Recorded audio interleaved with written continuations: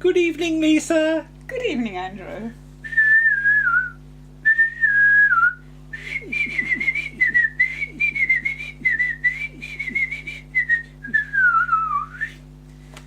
You said Midge was annoying. A little bit. Hello, everyone. Hello. We're looking at Mary, Mungo and Midge today. Hold it up, zoom it in. Mary, Mungo and Midge, episode 13, which according to the DVD is called Seaside. According to BBC Genome and the Radio Times from 1969, it's called The Dream. So that's the 30th of December 1969, Mary, Mungo and Midge, The Dream. Right. Which is the more accurate title, do you think? The Dream, probably. It's 50-50 there, because they do go to the They seaside. go to the seaside, but there's a lot of it that's about Midge's dream. Other things on Things changing. on that day include Jack and Ori, Ronald Hines Tells the Wombles by Elizabeth Beresford, Today the Great Flood, Animal Magic, Hanimal. Magic, Animal Magic. Wacky Races and Space Cadets. I don't remember those two going together. No. Hector's House, The Varied Adventures of Hector the Dog and Zaza the Cat, not forgetting next door neighbour, Mrs. Kiki Frog. Z-Cars, Score to Settle Part 2 by James Duran, with Ian Cullen, Douglas Fielding, Bernard Holly, James Ellis, John Slater, Derek Waring, script editor PJ Hammond, Tomorrow's World from Scotland, with controlled breeding of human babies. That sounds a bit doom-watchy. Doesn't it? Harry Worth. So, Anyone for Golf. The Good Old Days. Once again! It's Jimmy Tarbuck. Barbara Windsor. Rita Morris. Jerry and Montigny the Witchwoods. El Gran Picasso and Peter Baldwin. I wonder if that's the Peter Baldwin that would go... That was a bit squeaky. What? That would go That was very squeaky. I wonder if it's Peter Baldwin. Going to be in Coronation Street. I've no idea. He played Derek Wilton. Jimmy Tarbuck is appearing in Tarbuck and Friends at the Opera House, Manchester. There you go. And some other stuff. But, that's enough of that. Lots of notes, and I think for what is basically a 15-minute series, quite a lot to say, actually. Yes. Had you seen much Mary, I Mungo, think Midge? I might have. I don't remember it clearly, but I know of Mary, Mungo and Midge. I probably remember it better than you do, and I did do a blog post a few months ago about the one where Midge posts himself in the letterbox and goes through the postal system. You have to let go of the letters, kids. When you put the letters in the letterbox, let go of the letters. Well, kids don't tend to fall in letterboxes unless they're really small. They might be really small. Okay. I've said, first of all, that the DVD menu is a bit freaky. Yes. Because you've got Mary, Mungo and Midge. And we'll explain who they are in a minute, because we're going to have to, sort of saying weird things. But the actual selection of the episodes, you select the floor on the lift. So you have to go up to where you want to. And then when you press the button, it goes... Not like that, but you know. It's an animated series by sort of John Ryan Studios, and Burrow and Hardwick are involved as well. You can see the John Ryan influence because... It's Pugwashy, isn't it? It's Pugwashy, yes. Yeah. Yes. And let's not forget Sir Prancelot as well. And Sir Prancelot. I haven't seen much of Sir Prancelot. I'll have to show you some, that's rather good. But, the idea is that Mary lives with her parents. In a high rise. Well, actually, no, it's not really, because I don't know if... I suppose how many floors is it? It's 8. It's got 8 flats. I don't quite know what they mean by 8 flats, because surely they don't have the whole of the floor, because that would be like a penthouse. I don't know. But she lives in the one with the window box. With window box, yeah. So she's the posh one. But essentially, I think this series is the sort of antidote to something like Camberwick Green. Because I think sort of the BBC were aware that when they did kids shows, a lot of it was set in sort of idyllic villages or so. And for the sort of urban kids who lived in sort of blocks of flats and things like that, there wasn't much that reflected their own lives. But I would say this still doesn't reflect the average child's life. No, probably not. But because Mary obviously comes from... They're a bit posh, do you think? A bit posh, and they're very middle class. Yeah. But you get the opening narration, Yes. which is Richard Baker. Richard Baker, the newsreader. The newsreader. But that's the thing, the newsreaders at this point were actually sort of actors as well, weren't they? They weren't just sort of journalists. They were sort of capable of doing other stuff. And you get this thing, do you live in a town, don't you? So you get these shots of like the traffic going buses going and through shops and factories. through the town. There's things written on the buses like sort of safety first and take care on the roads. And the shops all have very literal names, don't they? The sweet shop. Yes. House agents. Post office. Well, I suppose post office are generally called post office. But it is a bit sort of like Rose, isn't it, from Doctor Who, in that they do live in this sort of building that goes up a bit. Yeah. Though I would say that in Rose there's more than one. In this there's just one. It's more Mr. Rose. Oh right, okay. Because when he moves to London, he lives in an apartment block like that with little doors at the front. But I like the way that they're the only one with the window box, like they're special. Yes. Yeah. They like that. But Midge is the mouse. The mouse. Mungo is the dog. Yes. What variety do you think he is? Not entirely sure. I'm not sure. Big. Big. Well, big dog. It gives him quite a deep voice, doesn't it? Yeah. So, I don't know. He's from that drawing. It's impossible to tell what dog he's meant to be. He's just a dog. And we should say about you say they give him a deep voice. That the sort of the communication between the sort of humans and the adults is never really questioned, is it? Animals and the adults. Humans. The humans then. All right, Mary. I suppose Mary's not an adult, but Mary does sound quite old. Yeah, well, I think it might be. It's either John Ryan's daughter or his wife, because it's Isabel Ryan. Yeah. So. And she does sound older than she is. She does. So I think she's an adult that's just trying to be. Yeah. A child. But it's one of those things that everyone who watched it at the time remembers. They Mungo and Midge go into the lift. Yeah. Midge is on Mungo's nose. He presses the button to call the lift, and then he selects the button to go down. Or up. Well, they're on the top floor, so they have to go down. Well, yeah, but when they come back, do they never show them going back up again then? I'm not sure. Okay. I'd have to check. And they always make sure that the lift door is shut, don't they? So that nobody falls through it, like in Caves of Androzani or something. Yeah. I did think a bit about Big Bang Theory, because they've got a lift, haven't they? Yeah, it never works though, does it? Because somebody blew it up or something. But so they go into the seaside. Midge inevitably brings that ruddy flute with him. Yes. And it is a bit like Patrick Troughton's Doctor, isn't it? Like he's always got to play with his recorder. But you see Mary's mother and father, and I was surprised because I don't remember much about seeing them. No. In a lot of the episodes I have seen, they're not in it. No. I always thought they were a bit sort of absent. Like they sort of left her and got on with things. Stuff. She was sort of abandoned, but well, the dog's looking after us, so it's fine. But yeah, we do actually see them. So yeah, they go off to the seaside, and it doesn't seem to take them that long to get there. No. I don't know where the sort of town is meant to be. No. But did you go to the seaside much as a kid? Well, once or twice, yes. I mean, in our village we had a bus to Weymouth once a year. Okay. So that was like the big treat. It was the village day out to Weymouth. And you had to make sure you caught the bus back, otherwise you'd be stuck there for a year, I suppose. I don't think you would. You have to get the train back. But Weymouth seemed quite exotic to me at the time. It was, I remember going in the bus to Weymouth, and it did seem to be a long journey. But of course, sort of as I got a bit older, sort of my mum and dad would sort of drive me there anyway, so it became a bit less special. I do remember we went to the seaside once with a friend of mine, and we buried him in the sand. I did think people actually really did that. No, we buried him. Only his neck was visible, but he was, about sort of 5 foot or something.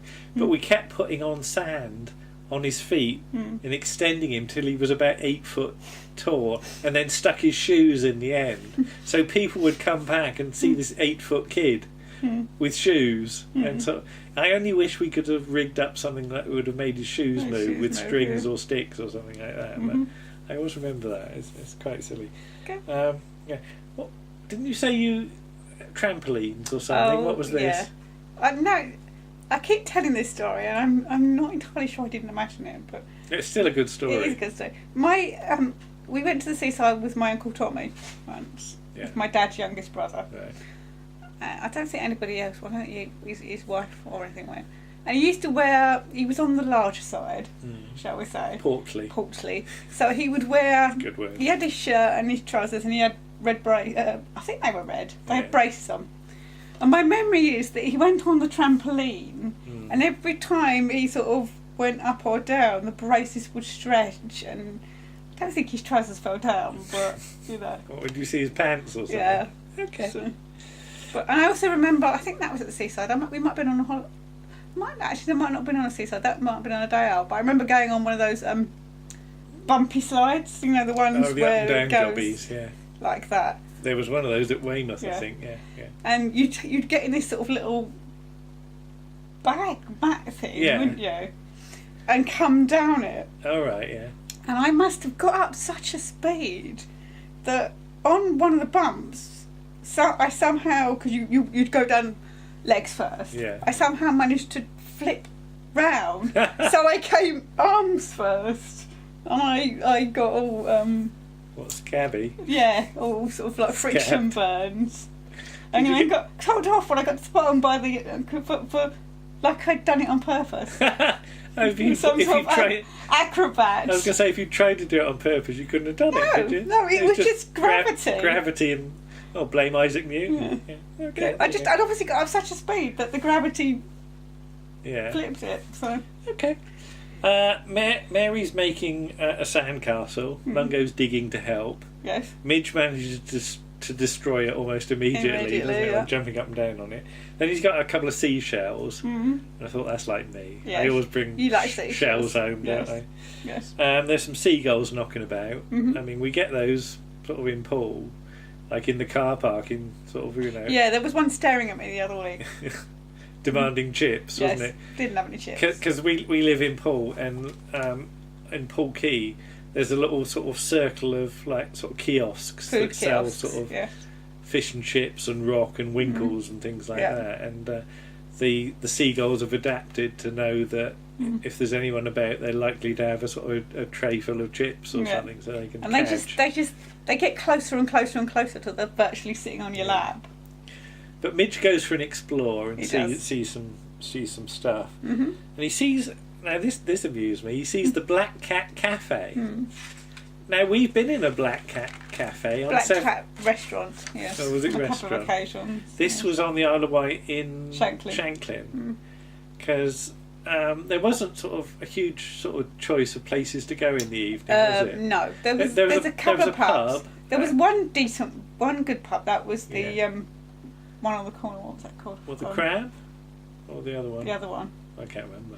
And then there was no pub the Crab opposite. was all right, but the Black Cat restaurant was like the posh bit. It was a bit posh, yes. So we used to go in there, and the man was a bit of a comedian. He was slightly eccentric. Yeah, because he didn't have a huge customer base. I think at that particular time we were his only customers. And he'd come in and he'd put down the knife and fork. And then get them round the wrong way and go, ooh, right, I should know how to do this after all these years and things like that. So he did very nice food. He did. But it was a bit more expensive. It was. I had trout and the head was on. I had to cover the head with a napkin in the end because it was staring at me.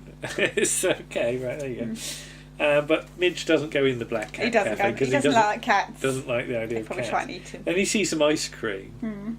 And that made me think of something as well. Oh, yes. When we went to Swanage and I got ice cream all over my beard. You have never seen so much ice cream. Warren bought me a cone or something. Yeah, well, you bought us all a cone. Like a Mr. Whippy kind of thing. And I was like, blah, blah, blah, blah. And then I was utterly covered in like pink ice cream. And I didn't know because I'm on the inside. And you and Warren were piddling yourselves laughing. That made you laugh. And there was all these kids going past, wondering what these adults were laughing at. But we just couldn't stop, could we? We were just very naughty. It was so funny. There is a photo. There is a photo. Maybe I'll put it on one day. But yeah, Midge is playing King of the Castle, isn't Yeah. he? And sort of jumping up and down. And that made me think of Fulton Mackay, because there's the serial King of the Castle, which we should get. God, that's weird. That is weird. We've got it. Yeah, I know we've got it. We should I just don't know get where it into is. watching We've it. got But then we go into Midge's dream sequence, don't we? So Mungo's got the flute. Mm-hmm. He doesn't want Midge to play it. And he goes off on a boat, doesn't he? It's a toy boat at first, but then it turns into a real boat. No, it turns into a real boat called the Sea Spray. No. Midge is in the toy boat, then he sees a real boat, and he goes to the boat to see if Mungo's on it, and then it turns into a post box. It's a separate boat. Okay, all right, I was getting confused. But because this is episode 13, like the season climax. Right. It's as though all the plot lines from the previous episodes are all converging on this one episode. So it is almost like Bad Wolf. Yeah.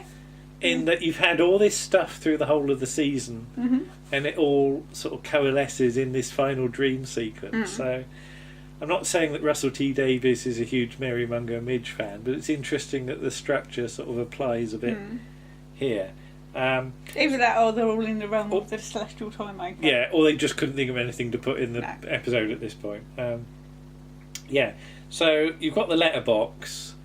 Because the post box. Mungo's apparently inside. And then it sort of becomes the clock shop and the cuckoo clock.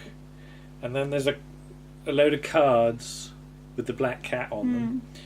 And then there's a red telephone box and Mungo's making a phone call. And then there's the doll's house or something. It would have helped if we'd seen all of these episodes before. Probably, yeah. Mungo's snoring, and then he's in bed. And then the car's in the garage, and Mungo's on the sort of lift thing that the cars sort of go up on for their service. And then he's on the crane, because that's in episode 1. Yes. Because Midge is pressing all the buttons on the crane and making Mungo go up. Okay.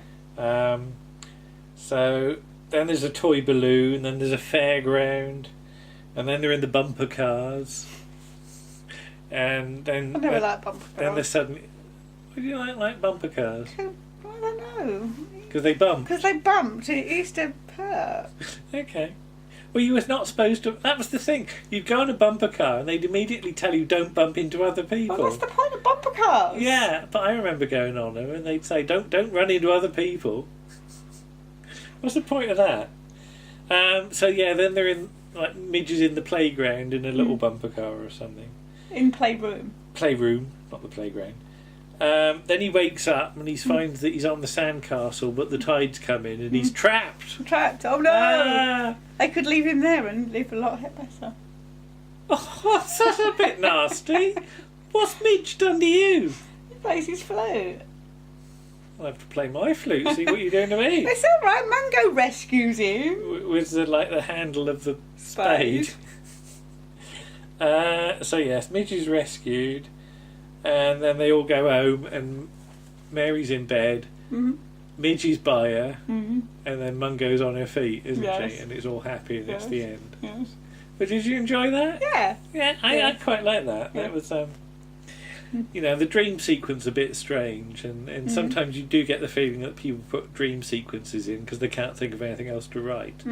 But yeah, I do like the way that everything coalesces, sort of joins together at the end. So in terms of episode 13, it's quite a nice. It ties it all up in a nice, neat little sort of bow at the end. So yeah, we'll have to see some more, I guess, at some point. Yes. I mean, yeah, it is perhaps one of those series we could maybe talk about at sort of greater length at some point. It's not an immediate one. No. But it does give me, the opening sort of sequence does give me the idea, because it's like, do you live in a town? So it'd be like, do you work on a podcast? You know, you could just do that. Oh, one other thing we should say, we've sort of added ourselves to Twitch. We have. Recently. Well, you have. Well, I did. Out at work. So, yeah, if you look for Lisa and Andrew on Twitch, we've started to upload a few bits and pieces. So we've done a couple of streams today. We've already picked up a few followers. Thank you to everybody who's done that. So yeah, and then tomorrow, what's happening tomorrow? Lots of recording. Lots of hopefully. recording tomorrow. Well, lots of watching. Yeah, watching and recording. Because we've got the second episode of the RTV Jack. But there's only a week to go till the end of August, yeah, so we need to get in. episode 25 done and out there. So we'll say goodnight, and we'll see you in the morning then. Okay. Bye-bye. Bye.